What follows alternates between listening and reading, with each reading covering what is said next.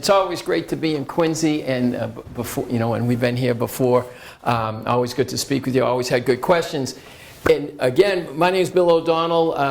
I'm really here because of Mark Crosby. Mark was going to speak about some of the things Quincy Access Television does, and you're so lucky, being in Quincy, you have a great community resource that the Quincy Access Television, QATV, does so much programming, and it's Jonathan Caleri, it's Joe Catalano, it's all the staff down at QATV, and of course Mark Crosby. So one of the reasons I'm here is he said, well, he wanted to talk about some of the projects he's done and how it's tied into the registry. So first of all, about the registry, and again after the presentation, we have it's the beauty of the computers. When I became register, I vowed to bring the registry's records into people's homes and businesses. And through the internet, all the records back to 1793 are now accessible. So traditionally, we bring our folders that have what we're really about at the registry, which is, we record documents that deal with the biggest asset most of us have, our homes. And that's what we do. And that's by training, I'm an attorney. And that's what the registry is about, is making sure that, and there's over 13 million images on our library of documents. We have over 45,000 books printed there. These legal documents pertain to title, and that's what we do. So in the green folder is information about homestead. Again, you should have a homestead. There's information about mortgage discharge. Where has your bank gone? Banks have merged if you need a discharge, and other real estate information. And I always tell people, I worked for Joe Moakley down in Washington, D.C. for 3 years when I was in college. We still do it the old-fashioned way. We have a customer service number, 781-461-6101, where you can call if you need any help. And certainly go to our website, www.norfolkdeeds.org, if you need any information. Now, as far as the great partnership we have with Quincy Cable, I thought maybe we were going to talk about the history of some of the documents. And how this history came about really is from 1793 to 1900, all the documents were handwritten. They came by horse from Quincy or Bellingham and brought the documents in, and probably someone with, I don't have good penmanship, I did go to St. Catherine's in Norwood, but someone with good penmanship would write those documents out. And Bill, no one knows how to write cursive anymore. The kids aren't being taught that, so that's a lost art at this point. Right, and one of the storyboards over here deals with the History Comes Alive project, the one right here. And what Mark's talking about is over 450,000 documents were handwritten from 1793 to 1900, and we transcribed them into easy-to-read text. So if you go on our website and you hit Book 1, Page 1, it's a deed from Foxborough, Massachusetts. There's 28 communities in Norfolk County. That deed, the legal deed, is the handwritten deed. And you could see it on one of the storyboards here. But if you hit another button, the typed version of that deed comes up. And one of the reasons I did it is, I enjoyed history, and I thought history can't come alive if you can't read it. And the documents were hard to read. And in the handouts, you're going to see, and we have them around here, there's some great history in Norfolk County. There's deeds from the 2nd President of the United States to the 6th President of the United States. There's just so much history, because we go back to 1793. And David McCulloch on that storyboard actually wrote a note to the registry saying, wow, how great it was and how great it is. He passed away a few years ago, how it's so much easier to do history. And he did a lot of history books about, here in Quincy.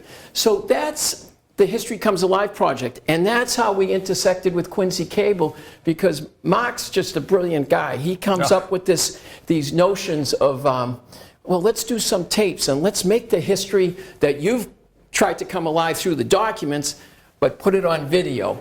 And I thought maybe we'd just do some trivia and intersect with some of it, but we'll start with history.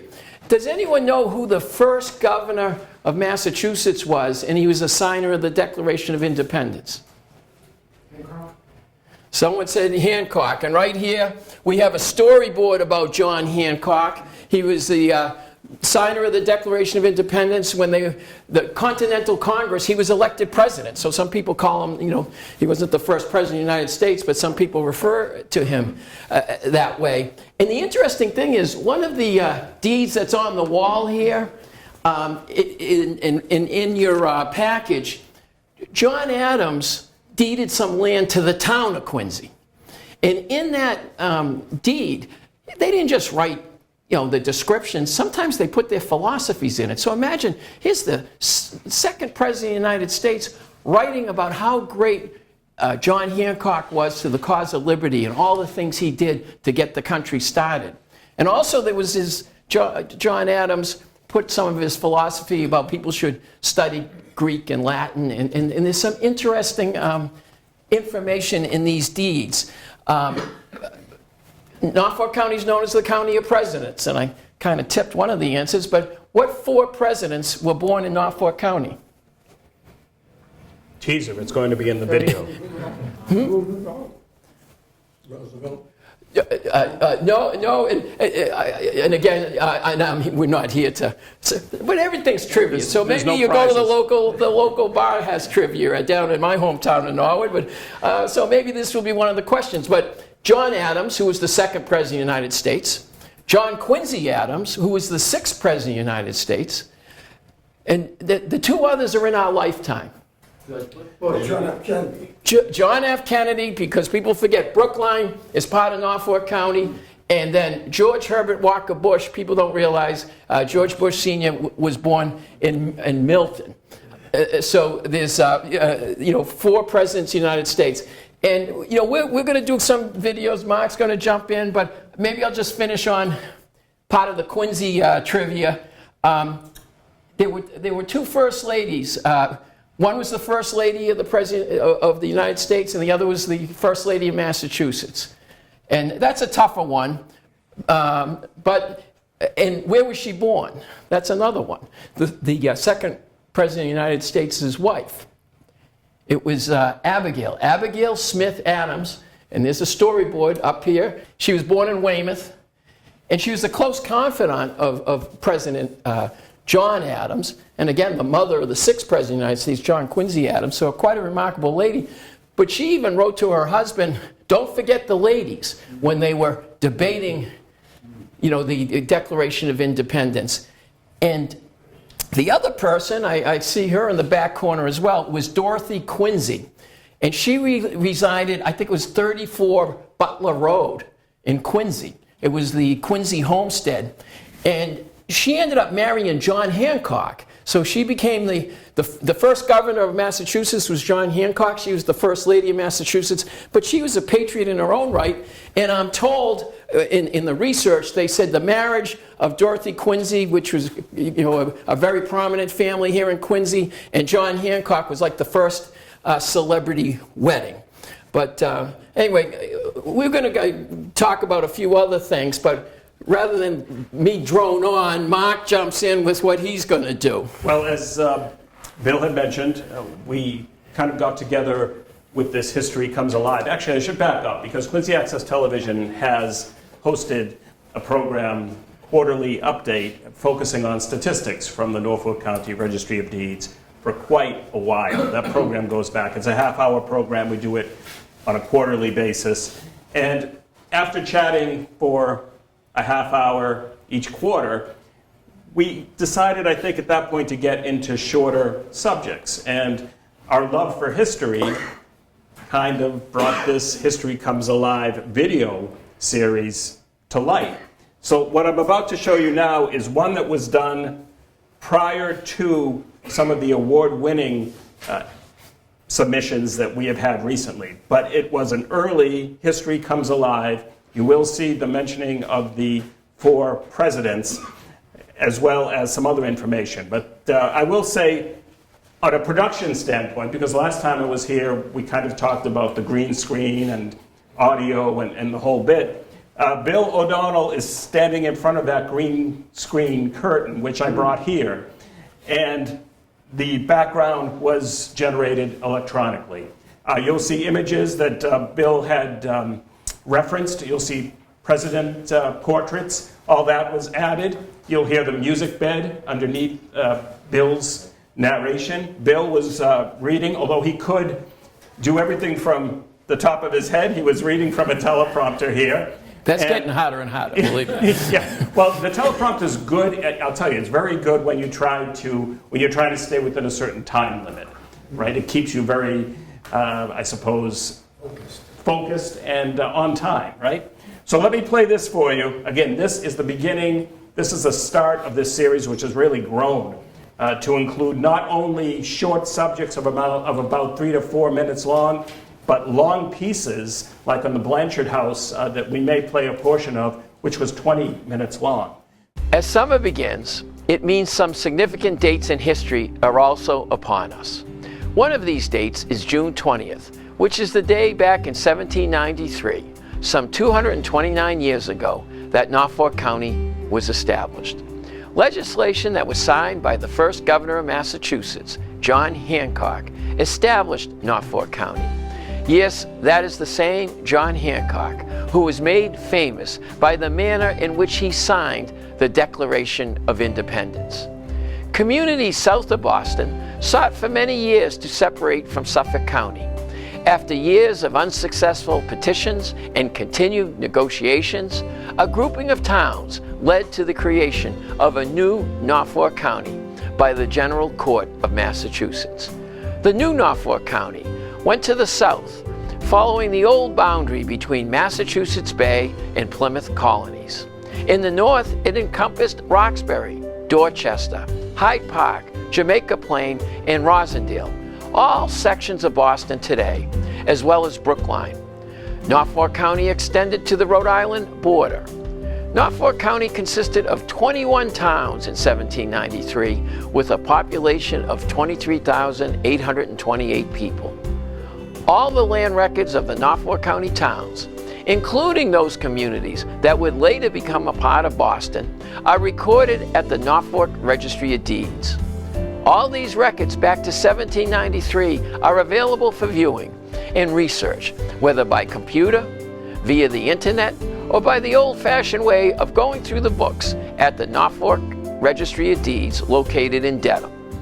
The handwritten records recorded at the Norfolk Registry of Deeds between 1793 and 1900 have all been transcribed to make the history and information in these land records readable. What is the history that has come alive in these documents? The best example involves another significant date in history, the 4th of July. The second president of the United States, John Adams, predicted way back then that this country would celebrate its Independence Day with quote, quote, pomp and circumstance. Ironically, President John Adams died on July 4th, 1829. There are land records at the Norfolk Registry of Deeds of not just President John Adams, but 3 other presidents of the United States. 6th President, John Quincy Adams. 35th President, John F. Kennedy. And 41st President, George Herbert Walker Bush. These 4 presidents of the United States were all born in Norfolk County. I would venture to say there are not too many counties in America that could claim 4 presidents of the United States. This is why Norfolk County is known as the County of Presidents.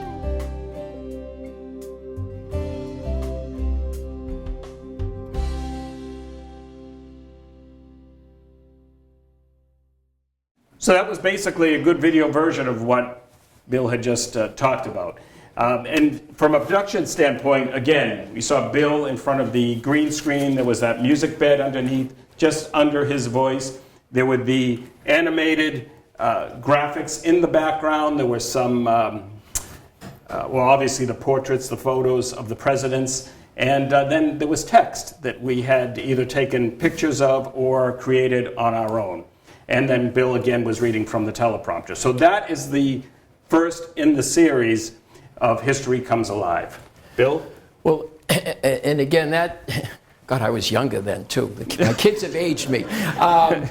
And we just started doing more and more projects. And again, a lot of it is you know, Quincy Cable is committed to community, getting community programming together. And Mark and I really enjoy history.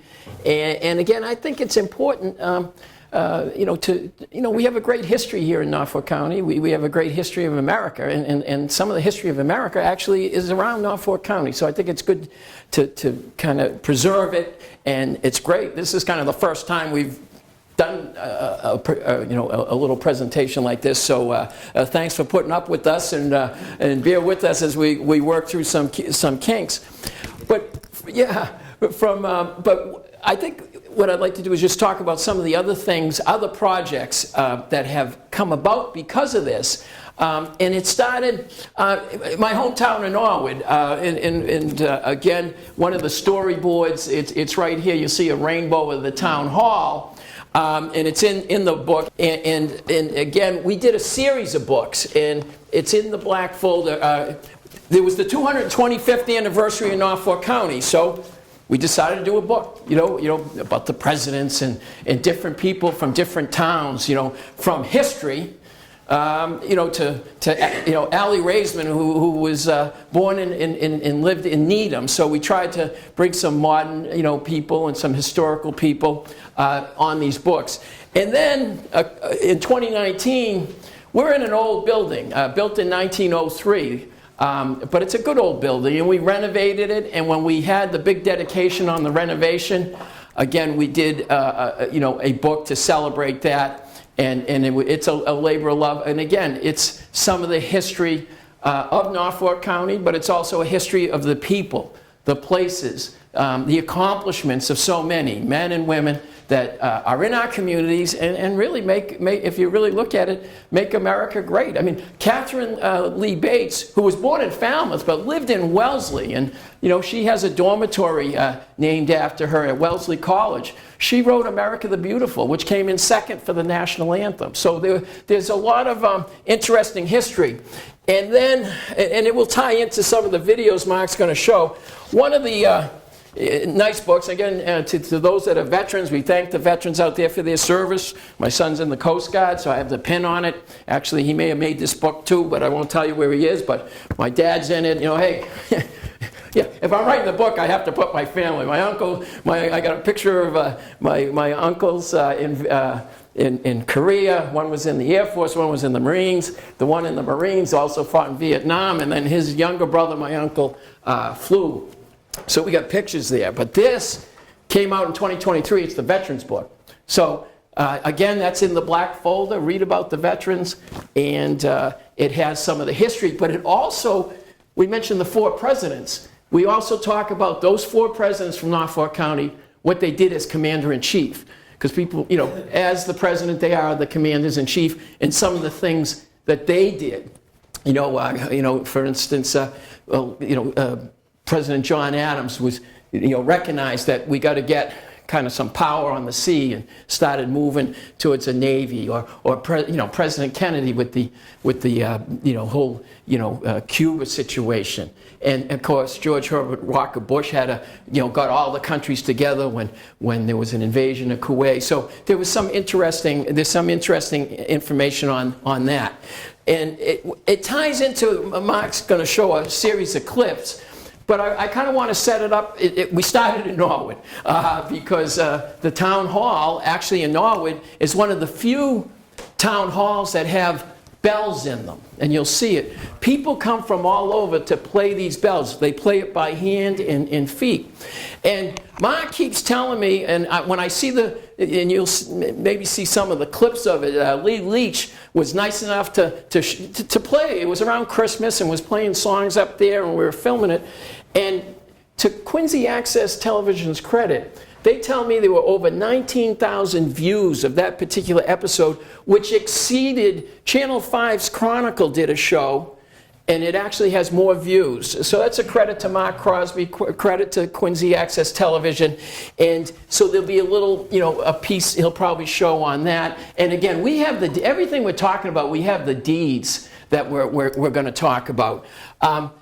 And he mentions Mark's an award-winning producer. Believe it or not, a national organization, a national community media organization, picked Mark's production as the #1 from across the country, a #1 performer. Then, believe it or not, that was down in Brooklyn, New York. They had a red carpet and big award. And then he won again the second year. So we did another piece, and it won a second time. So we repeated, #1. So these pieces that Mark is doing isn't just about coming out to the local groups like here. It's getting noticed nationally that there were 2 awards. And you'll see them. We've done pieces on, for instance, Brookline, Frederick Olmsted. Again, the storyboards are there. They're also in your book. He's considered the father of American architecture. He lived in Brookline, laid out Stanford University, actually laid out the landscaping of the United States Capitol. But the Emerald Necklace, which is, the series of parks and greenways and the Arboretum in Boston, he's the one that designed it. In Avon, there's and if the guy that we see there, the historical guy, he lets us in and gives us a drink. There's a bar there on North Main Street, Blanchard Tavern. It's named after William Blanchard. He was an American revolutionary patriot. He fought in the Revolutionary War for 3 years. He fought at Saratoga. He was part of Valley Forge in the winter. And he came home and started a tavern. And for a while there, that was the only authentic operating colonial tavern north of Williamsburg. And it's right on North Main Street in Avon. And when I say Mark does pieces, there's a short piece that's done, a few minutes, but he's done longer pieces, like the Norwood Town Hall was a longer piece. Avon, we did a short piece, but again, the Avon Historical Society and Bruce Lane, there was a lot of people over there wanted to talk a little longer about the Blanchard House that you can go by, and Mark did a great job on that. You might see clips, you might not, but they're all available on Quincy Access Television. People are watching these shows that Mark and Quincy Access puts together, and someone from Franklin reached out to us and said, will you come down and do something on the Franklin Library? And you're thinking, Franklin Library? We go down there, it was beautiful. They have murals that you would see in a museum of art along the walls.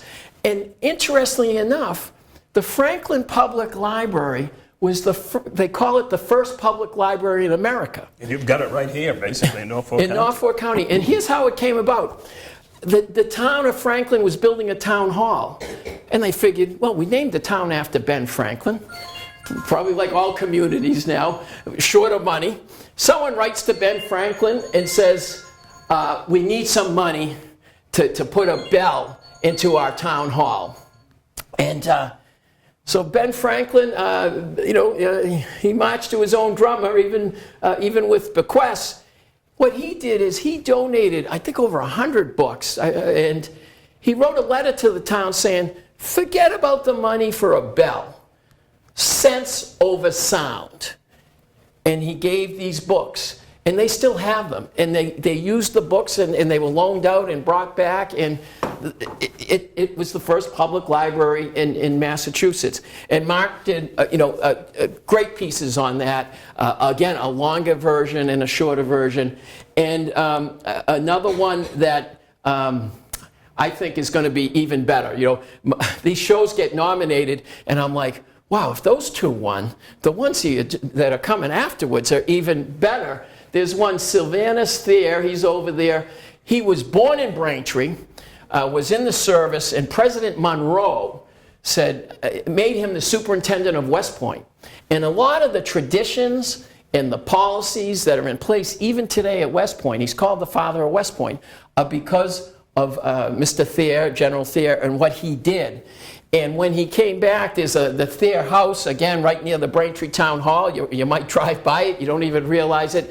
Great history there. But he also, in his will, left money, which started, Thayer Academy. So Again, my tip of the hat to Mark is so creative, and when you see some of the things he's going to show you, he really is talented, and it's just a pleasure to, as I say, make history come alive. But Mark does all the work, and without further ado.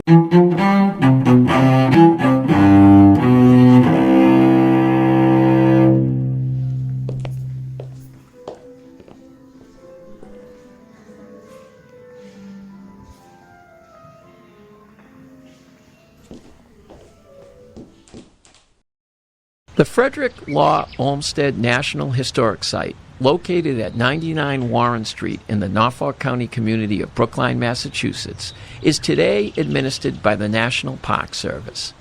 This landmark property is named after Frederick Law Olmsted, who is considered the father of American landscape architecture. Frederick Law Olmsted was born in 1822 in Hartford, Connecticut. He graduated from Phillips Academy in 1838. During his pre-Civil War career in journalism, he wrote about nature and agriculture. After studying landscapes, he joined Calvert Vaux in the designing of Central Park. After which he went on to design large parks around the United States in the 1850s and 1860s, including Niagara Reservation at Niagara Falls, Prospect Park in Brooklyn, the Riverside Park in suburban Chicago, the park systems in Louisville, Buffalo, and Milwaukee. In 1883, Olmsted established what is considered the first full-time landscape architecture firm. Mr. Olmsted moved his family to Brookline, Massachusetts, where he established both his home and professional landscape architecture firm in an old farmhouse on the 2-acre property. Olmsted restored the property and renamed it Fairstead. Frederick Olmsted designed the campus of Stanford University and the University of Chicago, as well as the landscaping around the United States Capitol building in Washington, D.C. Olmsted also designed the 6-mile Boston Emerald Necklace, which consists of 1,100 acres of parkland linked by pathways in Boston and Brookline, Massachusetts. The Emerald Necklace gets its name from the way the planned chains of parkland appears to be hanging from the neck of the Boston Peninsula. Frederick Law Olmsted died in 1903, but his legacy lives on.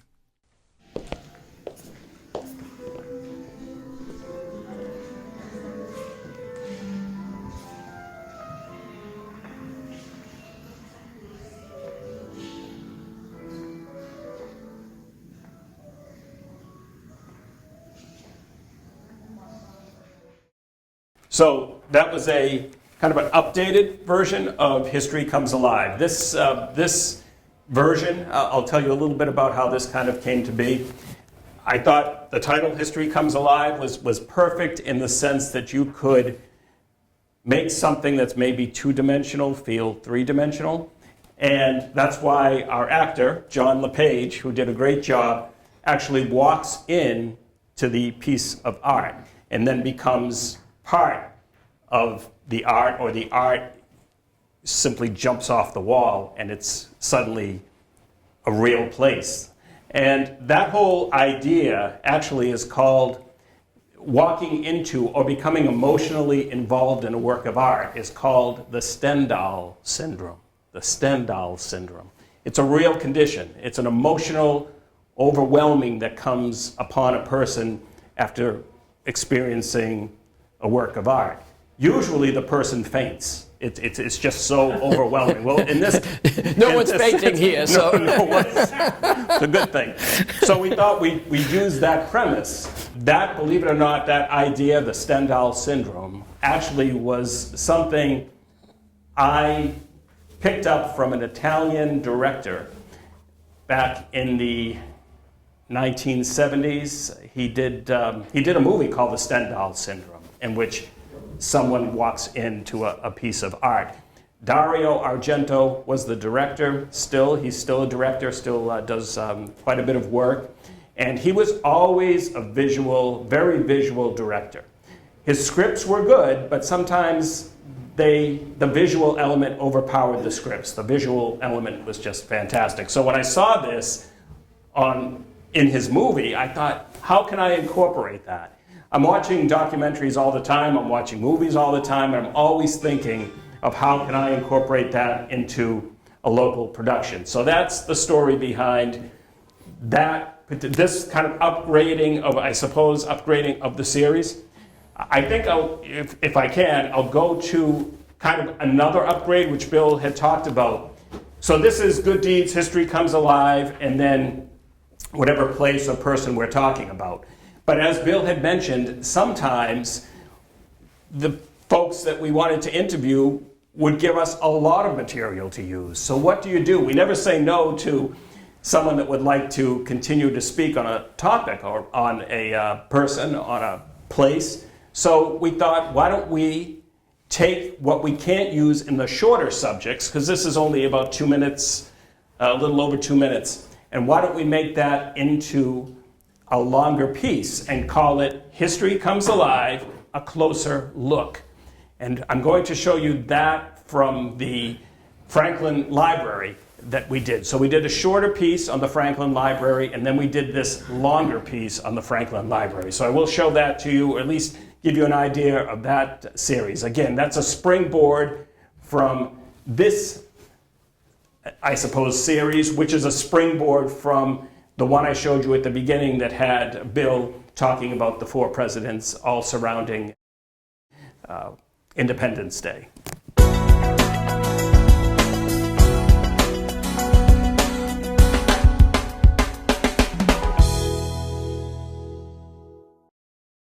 My name is Vicki Earls. I'm the reference librarian here at the Franklin Public Library. Our town of Franklin, Massachusetts began its life as the westerly section of the town of Wrentham. In 1778, citizens of West Wrentham petitioned the state to become a community of their own. Originally intended name for the town was going to be Exeter. At the time that our residents were bringing the documentation to the state, a rumor was circulating around Boston that Benjamin Franklin had been assassinated.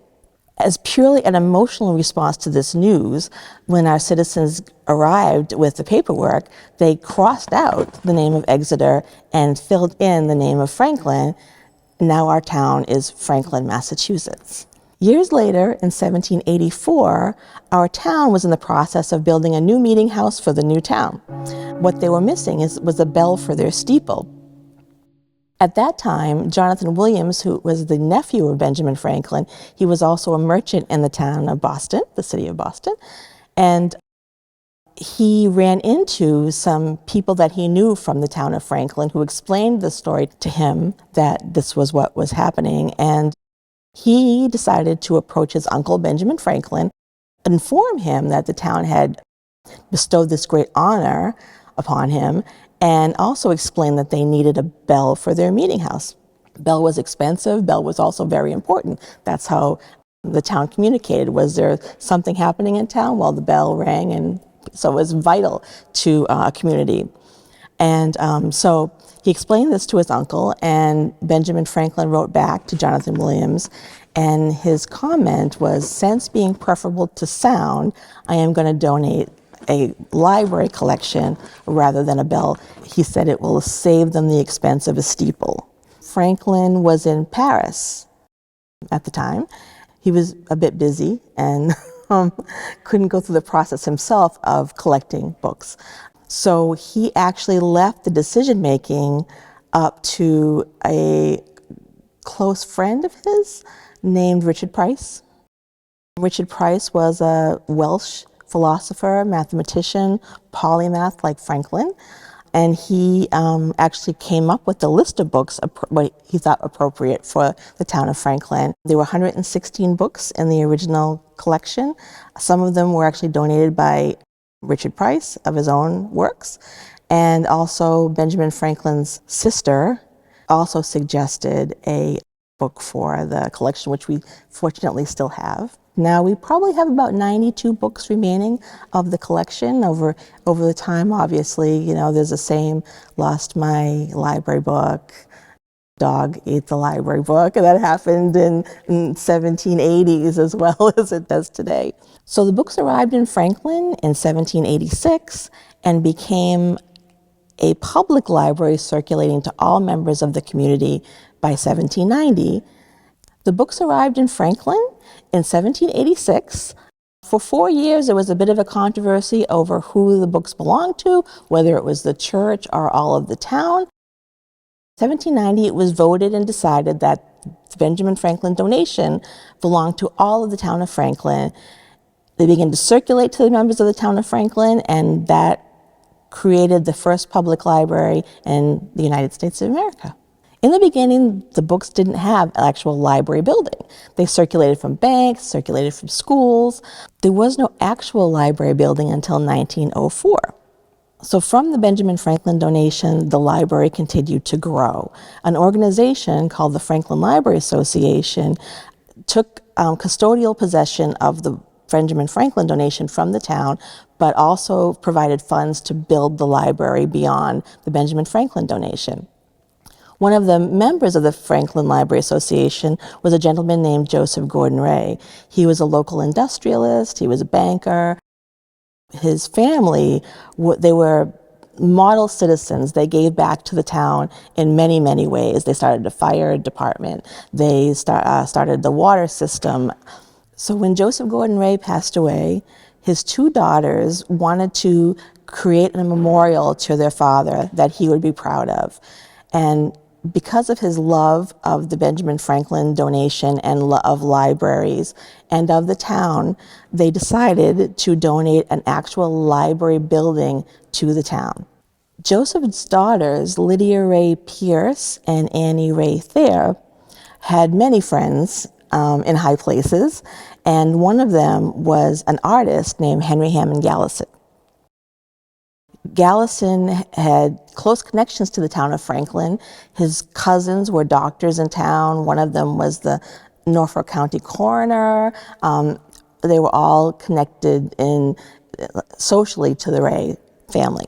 So they actually hired Henry Hammond Gallison to work with the architect to design what would become the Ray Memorial Library.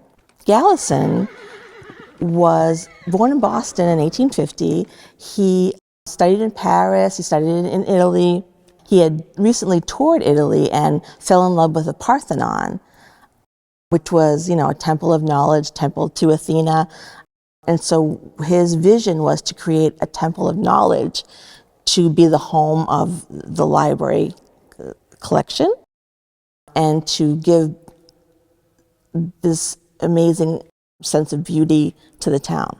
Gallison was a landscape artist. All of the landscapes in the Franklin Public Library were created by Gallison.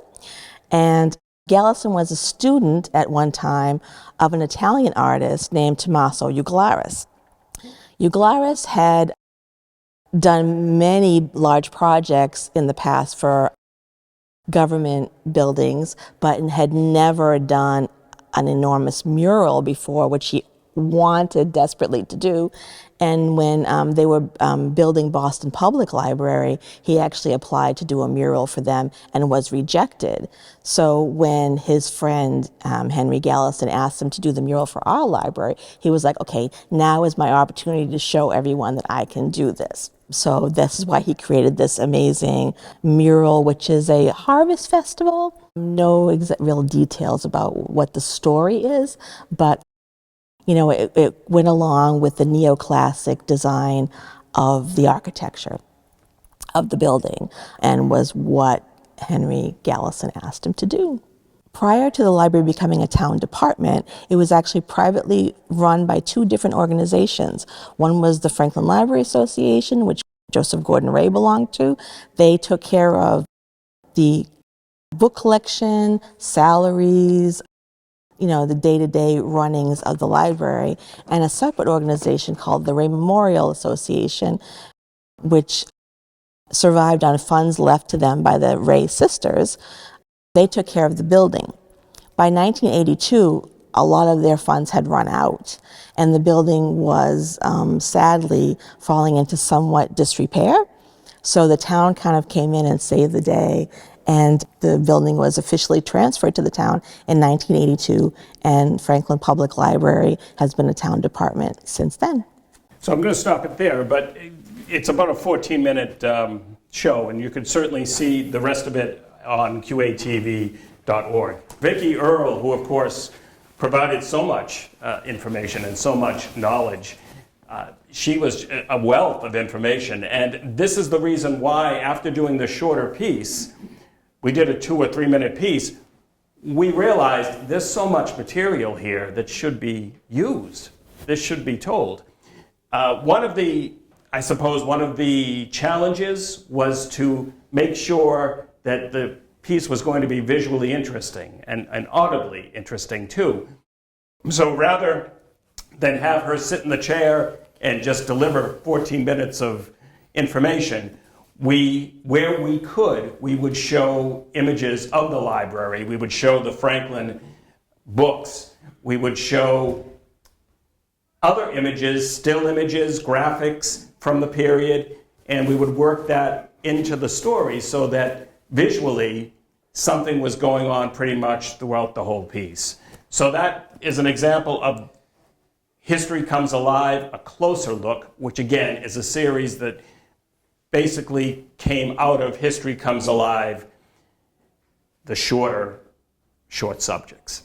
So this is really a documentary. The short 2 or 3 minute pieces are really considered short subjects.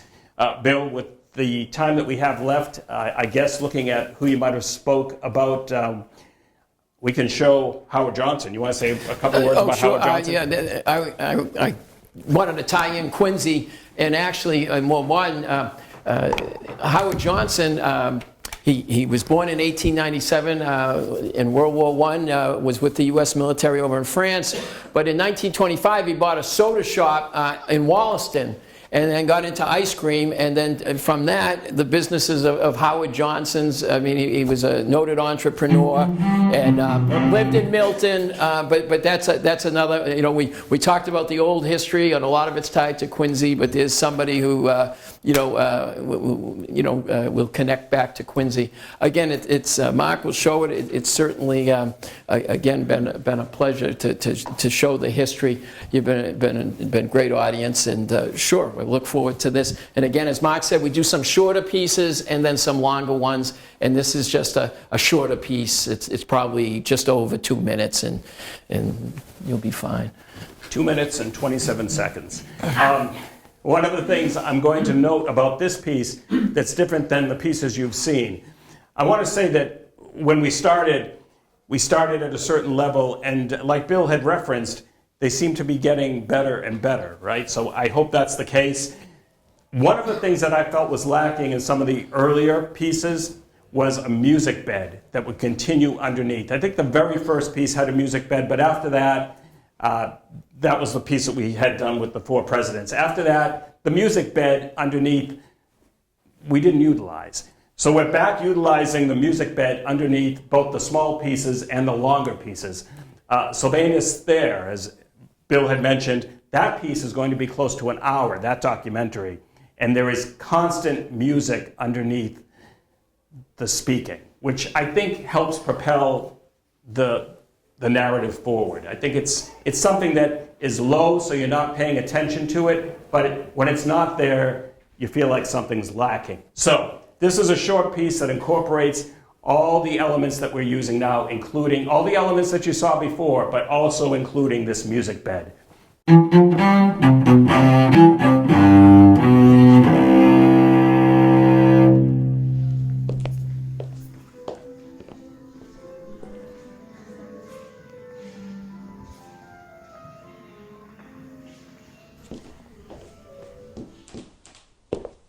Howard D. Johnson was born in 1897 in Boston. After elementary school, he joined his father's cigar business. He served in the United States military in France during World War I. When his father died, Howard Johnson was left only an indebted cigar business, which he liquidated and entered the restaurant industry to pay off the remaining debt. In 1925, Howard Johnson bought a small soda shop in Wollaston, a section of Quincy, Massachusetts. He enhanced ice cream quality by using a recipe that doubled butterfat, used only natural flavorings, and used hand-cranked makers. By 1928, the ice cream was grossing $240,000 in sales in the store, and at nearby beaches. Howard Johnson expanded by opening more stores in Quincy and by adding food items such as hamburgers and hot dogs to the menu. In 1935, he teamed up with fellow entrepreneur Reginald Sprague to create the first modern restaurant franchise, which opened the door for business owners to operate a privately owned restaurant in exchange for fees. The business, simply called Howard Johnson's or Hojo's, rapidly expanded in the 1930s. The company also expanded into the lodging industry, becoming a hotel chain as well as a food establishment.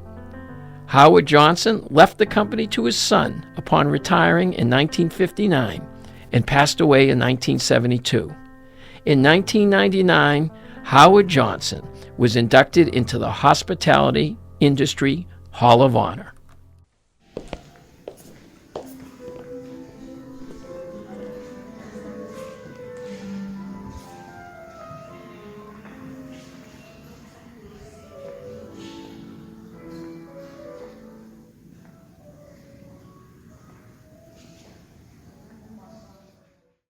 So there's some Quincy history for you, Bill.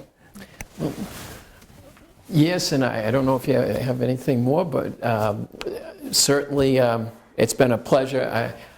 Again, I enjoy being registered deeds. I mean, I enjoy the job. It combines, I was a trial attorney for then District Attorney Bill Delahan, went into private practice, but you know, every day you're dealing with legal issues.